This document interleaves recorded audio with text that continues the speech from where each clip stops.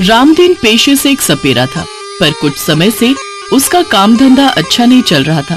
लोगों ने उसकी बीन पर नाचते नागों को अब देखना छोड़ दिया था, इसलिए एक दिन वो बहुत परेशान हो गया। कलावती, मैं क्या करूं? कुछ समझ नहीं आ रहा। आज भी मेरी बिल्कुल कमाई नहीं हुई। पिछले 2 महीने से खाली हाथ लौट रहा हूं।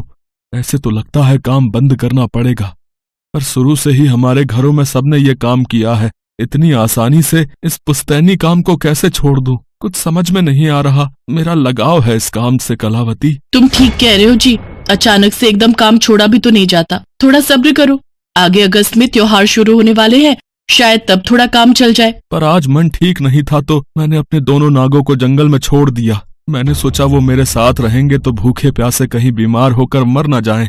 कम से कम जंगल में उन्हें खाने को तो कुछ मिलेगा, इसलिए आज घर आते हुए मैं उन्हें जंगल छोड़ आया। पर अब तुम उनके बिना, चलो कोई बात नहीं, तुम बैठो, मैंने थोड़े चावल उबाले थे, मैं खाने के लिए लाती हूँ। रामदीन भारी मन से अपने नागों को छोड़ तो आया, पर काम कैसे चलेगा? इसी परेशानी में वो घर से दोबारा निकल पड़ा। रामदीन उसी जंगल में पहुंचा जहां उसने नागों को छोड़ा था। एक पेड़ के सहारे बैठकर रोने लगा। तभी उसकी नजर बराबर में जख्मी हालत में पड़े एक नागिन और उसके बच्चों पर गई। अरे ये क्या? ये नागिन और उसके बच्चे जख्मी हालत में कैसे पड़े हुए हैं? भैया, आज शाम बहुत तेज आंधी आई थी। मैं अपने बच्चों के साथ एक पेड़ के खोल में सो रही थी। आंधी से वो पेड़ गिर गया, जिससे मैं और मेरे बच्चे उस पेड़ के नीचे दब गए। बड़ी मुश्किल से मैं अपने बच्चों को बचाकर यहाँ तक तो ले आई हूँ, पर अब इससे आगे मैं नहीं चल पाऊंगी। मेरे दोनों बच्चे बहुत छोटे हैं। तुम इंसानी भाषा बोल सकती हो? हाँ, वर्षों की तपस्या के बाद मैंने इंसानी भाषा बोलने की शक्ति को पाया है। मुझे और मेरे बच्चों को बचा लो भैया। घबराओ नहीं, मैं तुम्हें कुछ नहीं होने दूंगा। मैं तुम्हें घर ले चलता हूँ, तुम सब मेरे साथ चलो। रामदीन नागिन और उसके बच्चों को घर ले आता है और घर आकर उनके जख्मों पर दवाई लगाता है ताकि उनके जख्म जल्दी ठीक हो सके। बेचारों को कितनी चोट आई है। मैंने इन्हें दूध दिया है, थोड़ा दूध पिएंगे तो इन्हें आराम मिलेगा। कलावती, हमारे पास तो पैसे नहीं थे, फिर तुम ये दूध कैसे लेकर आई? कुछ नहीं, बस वो हलवाई है ना, उसने थोड़े बर्तन मांजने के लिए बोल दिया। मैंने उसके बर्तन मांज दिए तो उसने बदले में मुझे दूध दे दिया। अच्छा है ना, ये बेचारे कब से भूखे होंगे। कलावती, मैं तुम्हें भी कोई सुख नहीं दे पाया। मेरे साथ तुम्हें भी गरीबी में दिन काटने पड़ रहे हैं। रामदीन और कलावती की आंखों में आंसू आ गए। उनकी बातें नागिन और उसके बच्चे सुन चुके थे। कुछ दिनों बाद उनके जख्म ठीक हो जाते हैं। भैया, आपने हमारी बहुत सेवा की है, मुझे और मेरे बच्चों को नया जीवन दान दिया है। मैं भी आपके लिए कुछ करना चाहती हूँ। मैं रोजाना आप दोनों की बातें सुनती हूँ तो मुझे बहुत दुख होता है। मैं चाहती हूँ भैया कि आप अपना काम फिर से शुरू करो, जिससे मैं और मेरे बच्चे आपकी पूरी मदद करेंगे। एक बार फिर काम शुरू करो, देखना आपका काम जरूर चलेगा। सुनो, हमारे पास कोई और चारा भी तो नहीं है। इनके कहने पर एक बार फिर से खेल दिखाना शुरू करो। वैसे भी 2 दिन बाद 15 अगस्त है। अगर मोहल्ले में घूमोगे तो तुम्हारी अच्छी कमाई हो जाएगी। उस दिन सबकी छुट्टी भी होती है। ठीक है कलावती, मैं एक बार कोशिश करके देखता हूँ। अगले दिन रामदीन नागिन और उसके बच्चों को अपने साथ खेल दिखाने के लिए ले जाता है। रामदीन अपना झोला खोलता है तो नागिन और उसके बच्चे झोले में से बाहर आ जाते हैं। रामदीन बीन बजानी शुरू करता है तो वो इतना सुंदर डांस करते हैं कि आसपास लोगों की भीड़ लगनी शुरू हो जाती है। तरह तरह से नागिन और उसके बच्चे डांस कर रहे थे। पूरी मेहनत से वो रामदीन का साथ दे रहे थे। आसपास भीड़ ने रामदीन को पैसे देने शुरू कर दिए। वो हैरान रह गया। कुछ समय पहले तक उसकी बिल्कुल भी कमाई नहीं हो रही थी और आज उसकी अच्छी खासी कमाई हो गई थी। वो खुशी खुशी घर आता है। कलावती, आज इनकी वजह से मेरी बहुत कमाई हुई है। ये तो मेरे लिए बहुत ही अच्छा भाग्य लेकर आए हैं। मैं भी यही देख रही हूँ जी, सचमुच इनके साथ हमारा भाग्य चलकर आए हैं। ये बहुत अच्छे हैं। अच्छे तो आप लोग हो जो आपने हमारी मदद की, वरना कोई और होता तो हमें ऐसे ही मरने के लिए छोड़ देता। अब आप बिल्कुल भी चिंता मत करो, अब आपको पैसों की कोई तंगी नहीं आएगी। कल 15 अगस्त के दिन मेरे बच्चे बहुत ही सुंदर नृत्य करेंगे। क्यों बच्चों, करोगे ना? नागिन माँ की बात सुनकर दोनों बच्चे खुशी से अपना सिर हिलाने लगते हैं। 15 अगस्त के दिन रामदीन खेल दिखाने पहुंचा तो नागिन के बच्चों ने खूब रंग जमाया। अच्छा, मुझे ये बताओ कि देश का तिरंगा कैसे लहराते हैं? पापा वो देखो, वो सामने नाग देश का झंडा लहरा रहा है, जैसे हम हाथ से पकड़कर लहराते हैं। हाँ बेटा, ये नाग के बच्चे हैं। ये भी हमारी तरह 15 अगस्त मना रहे हैं। कितना सुंदर नजारा है। सब लोग रामदीन और उसके नागों का खेल देखकर बहुत हैरान थे। सब उन नागिन बच्चों की बहुत प्रशंसा कर रहे थे। बच्चे भी अपनी माँ के साथ खूब करतब दिखा रहे थे। लोगों ने उनके आसपास ढेरों पैसे और सामान रखना शुरू कर दिया। देखते ही देखते रामदीन के पास उस दिन बहुत चीजें इकट्ठी हो गई। काफी सारे पैसे भी आ गए। रामदीन उस दिन जब घर पहुंचा तो वो बहुत खुश था। वो कुछ मिठाइयां और खाने का सामान भी लेकर आया। एक पल के लिए रामदीन की आंखों में आंसू आ गए और वो नागिन और उसके बच्चों के सामने हाथ जोड़कर बैठ गया। ऐसा लग रहा है आज गरीबी की बेड़ियों से तुमने और तुम्हारे बच्चों ने मुझे आजाद कर दिया। आज हम सब मिलकर 15 अगस्त का त्योहार मनाएंगे। हाँ, उस दिन रामदीन की आंखों में खुशी के आंसू थे, क्योंकि उसकी सारी परेशानियां नागिन और उसके बच्चों के कारण दूर हो गई थी।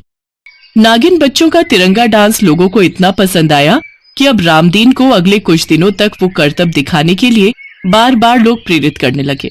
जब रामदीन मोहल्ले और सड़क से निकलता तो लोग समझ जाते कि ये वही सपेरा है जिसके साथ वो नागिन के बच्चे हैं जो तिरंगा डांस करते हैं। इससे रामदीन की कमाई का जरिया धीरे धीरे बेहतर होता गया और खुशी खुशी अपने काम को फिर से पूरी मेहनत से कर। एक गांव में रामधन नाम का एक आदमी रहता था। वह बहुत मेहनती था, लेकिन उसकी लाख मेहनत के बाद भी उसके घर का गुजारा पूरी तरह से नहीं हो पा रहा था। इसके लिए वो अब दिन रात अपने खेतों में मेहनत किया करता, लेकिन इतनी मेहनत के बावजूद उसके खेत सूखे पड़े थे। रामधन इसका कारण नहीं समझ पा रहा था। तभी उसकी नजर खेतों से सटे नीम के पेड़ पर पड़ी। यही है जिसने मेरे खेतों की नमी को सोख रखा है। मुझे इसे यहां से उखाड़ना होगा। यही सोचकर रामधन सुबह सुबह अपने फावड़े को साथ लेकर नीम का पेड़ उखाड़ने अपने घर से खेतों की ओर चल दिया। वो अपने फावड़े से पेड़ की जड़ों पर चोट कर रहा था, लेकिन पेड़ों की जड़ों पर चोट करते करते कब उसके हाथों से एक नाग मर गया उसे पता ही नहीं चला। रामधन मारे डर अपने घर की ओर चल दिया। उस पेड़ की जड़ों में एक नागिन भी थी। गनीमत ये थी कि नागिन रामधन के फावड़े की चोट से बच गई थी। वो अपने मरे हुए सांप को देखकर बिलक बिलक कर रोई। हाय, मुझसे छीन लिया मेरा सुहाग। इसने किसी का क्या बिगाड़ा था। अब मैं अकेली कैसे जीऊंगी। फिर तारा क्रोधित होते हुए बोलती है, नहीं छोड़ूंगी, कभी नहीं छोड़ूंगी। इसने मेरे पति की बलि ली है, मैं इसके सारे खानदान की बलि लूंगी। फिर तारा रोते रोते अपने पति की लाश को दफन करती है और रामधन के घर की ओर चल देती है। रामधन अपनी पत्नी और लड़की कमला के साथ घर में बैठा रूखी सूखी रोटी खा रहा था। उन्हें हंसी खुशी खाना खाते देख नागिन और क्रोध में आ गई। वो मन ही मन कहती है, मेरे पति को मार कर अपने परिवार के साथ सुख से रह रहा है। मिट्टी में मिला दूंगी मैं इस परिवार की सारी खुशियों को। अब देखना एक नागिन का इंतकाम। अगले दिन जब सुभद्रा जंगल में लकड़ियां बिनने गई तब वहां तारा ने उसे डस लिया। गांव वालों को सुभद्रा की नीली पड़ी लाश वहां मिली। उसे लेकर वे रामधन के घर आए। रामधन पर तो जैसे दुखों का पहाड़ ही टूट पड़ा। वो दहाड़ मारकर रोने लगा। तभी वहां कमला आती है और अपनी माँ के शरीर को हिलाते हुए कहने लगती है, माँ माँ उठो, मुझे बहुत भूख लगी है, कुछ खाने को दो ना माँ। मगर सुभद्रा ना उठी। देखो ना बापू, माँ नहीं उठ रही है। माँ को बोलो ना बापू कि मुझे कुछ खाने को दे। रामधन से कुछ नहीं बोला गया। उसने कमला को सीने से लगा लिया और सिसक कर रोने लगा। साल बीता। अब कमला भी अपने बापू के साथ खेत पर जाती थी। घर में अकेले रहती भी तो किसके साथ। इस साल बारिश खूब अच्छी हुई और फसल भी बहुत अच्छी हुई। अब रामधन को किसी बात की कमी नहीं रही। एक दिन, अरे रामधन, अब तो सब कुछ ठीक हो गया है। अब तुम भी दूसरी शादी कर लो। इससे घर को नई मालकिन मिल जाएगी और कमला को माँ। कैसी बातें करते हो बिरजू? अब क्या मेरी शादी की उम्र है? अरे उम्र बहुत है। तुम कहो तो मैं कहीं बात चलाऊं। लेकिन रामधन ने बात को टाल दिया। उस दिन तो रामधन ने बात को टाल दिया, मगर एक तो खेती का काम, ऊपर से कमला की देखभाल उससे ठीक से नहीं हो पा रही थी। एक दिन रामधन एक औरत से शादी करके उसे अपने घर ले आया। ये औरत कोई और नहीं, तारा ही थी, जिसने औरत का रूप धरकर रामधन को अपने जाल में फंसा लिया था। कमला, अरे ओ कमला, अरे देखो तो बिटिया मैं किसे लाया हूँ। कमला उछलती कूदती वहाँ आती है और तारा को देखकर कहती है, ये कौन है बापू? ये तुम्हारी माँ है बेटी, और आज से तुम्हारे साथ ही रहेगी, ठीक है?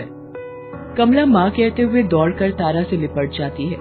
तारा के जी में तो आया कि तुरंत ही कमला को डस ले, मगर अपने मन के भावों को छुपाकर वह कमला को गले से लगा लेती है। तुझे तो तिल तिल कर मारूंगी मैं, माँ की बच्ची।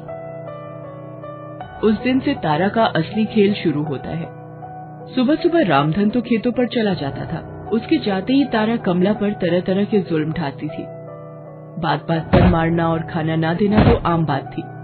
वो कमला से इतना काम करवाती थी कि बेचारी थकान से चूर होकर रामधन के आने से पहले ही सो जाती थी। एक दिन जब रामधन खेत पर काम कर रहा था तब बिरजू वहाँ आता है। अरे ओ रामधन, दिन भर खेतों में ही लगे रहते हो, कभी अपने घर की भी सुधि लिया करो। क्या हुआ भाई? तुम्हारी वो जोरू ने उस मासूम बच्ची पर बेतहाशा जुल्म किया हुआ है भाई, है?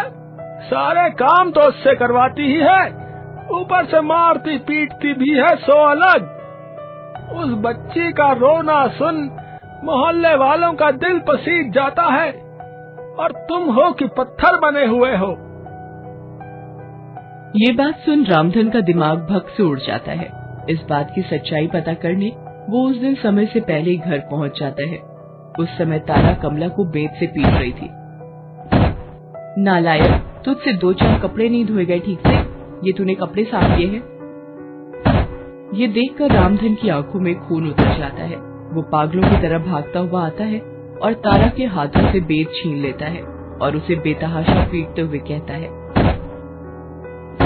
नीच, जिस बच्ची को मैंने आज तक फूल की छड़ी से नहीं छुआ, जिस बच्चे के लिए मैं तुझे इस घर में लाया हूँ, उसी पर जुल्म ढा रही है। हरामखोर, निकल जा मेरे घर से।